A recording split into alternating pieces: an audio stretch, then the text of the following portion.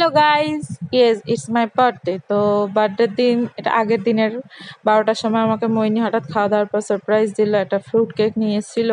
তারপর কেক কাটার আগে বলছে দাঁড়া দাঁড়া, তোর জন্য আরও একটা সারপ্রাইজ আছে। তো দেখছিলাম যে ওই দা ওভেন স্টোরি থেকে আমার জন্য চিকেন বান এনেছিল। এটা হচ্ছে চিকেন চিজ বান।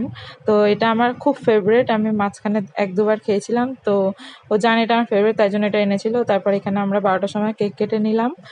তো কেকটা ফ্রুট কেক ছিল, একটু কাটতে প্রবলেম হচ্ছিলো, বাট খেতে একদম টেস্ট ছিল, মানে দারুণ দারুণ। তারপর কেটে আমরা সবাই মানে পেট ভরে খাওয়া দাওয়ার পরও কেক ঠেক খেয়ে নিয়েছি, আর একটা বানও খেয়ে নিয়েছি, কারণ বানটা দেখে আর আমি থাকতে পারছিলাম না, মানে ওটা আমার খুব ফেভারিট। তো বার্থডেটা এইভাবেই সেলিব্রেট করলাম। আগের দিন আমি বার্থডেতে কোনো এক্সপেক্টই রাখিনি যে কী সেলিব্রেট করবো না কিছু, কিন্তু আমাকে তাও মোহিনী সারপ্রাইজ করেছিল।